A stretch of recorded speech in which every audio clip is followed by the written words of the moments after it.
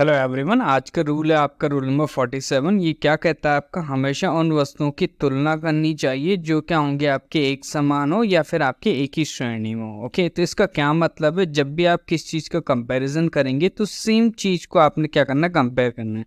Like किसी वस्तु की हाइट को कर रहे हैं तो उसकी हाइट का कंपैरिजन दूसरी वस्तु से नहीं, दूसरे वस्तु की हाइट से करना है। ठीक है, तो किसी की इंटेलिजेंस का कंपैरिजन कर रहे हैं, लाइक आप किसी दोस्त की इंटेलिजेंस का कंपेयर कर रहे हैं तो उस दोस्त की इंटेलिजेंस का कंपेयर दूसरे दोस्त या फिर दूसरे व्यक्ति की इंटेलिजेंस से करना है। ठीक है, तो ये आपको ध्यान रखना है। उसके लिए हम क्या करते हैं, दैट और दोस्त का यूज करते हैं, जो आपके क्या होते हैं, डेमोन्स्ट्रेटिव आपके क्या होते हैं, प्रोनाउंस होते हैं। एग्जाम्पल समझ लेते हैं। देखो एग्जाम्पल पहले दैट का समझ लेते हैं, उसके बाद दोस्त का समझ लेंगे।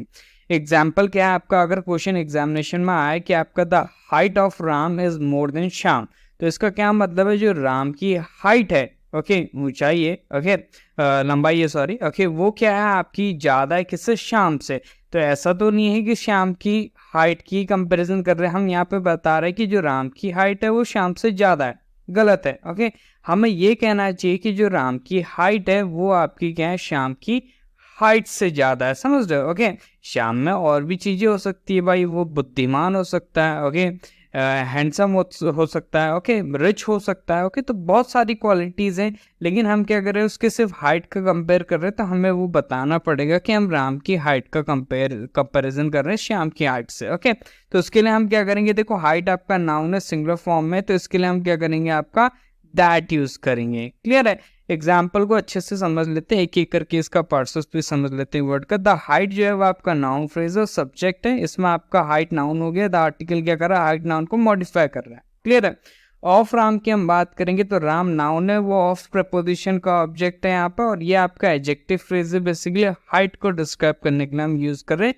किसकी height, whose height. Okay, reply मिला आपका राम की हाइट, तो ऑफ राम क्या है आपका, एडजेक्टिव फ्रेज है। ओके, अब यहाँ पे इसकी हम बात करेंगे तो आपका लिंकिंग वर्ब है, देन यहाँ पे आपका क्या प्रपोजिशन है, देन आपका क्या होता है, कंजंक्शन और प्रपोजिशन होता है। जब भी कंपैरिजन हो रहा होता है तो हम इसका यूज करते हैं। ओके, अब ये देन अगर प्रपोजिशन है तो ऑब्वियसली इसका ऑब्जेक्ट होगा, तो इसका ऑब्जेक्ट जो बनेगा ना वो दैट बनेगा। दैट का यहाँ पे जो अंडरस्टूड मीनिंग होगा वो होगा आपका द हाइट। हम इस सेंटेंस को इस तरीके से लिख सकते हैं, देखो ध्यान से समझना, इससे ये पूरा सेंटेंस क्या है आपका, the height of Ram is more than the height of Shyam.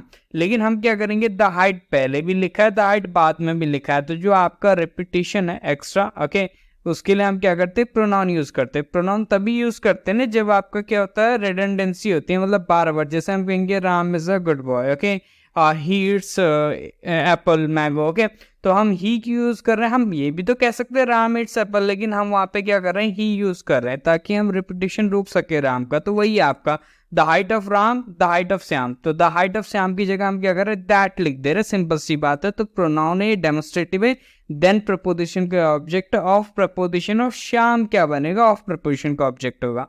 Of preposition जो ऑफ और श्याम जो है वो आपका फिर से आपका एडजेक्टिव होगा, दैट जो आपका प्रोनाउन है उसका ये क्या करेगा, आपका मॉडिफाई करेगा उसको।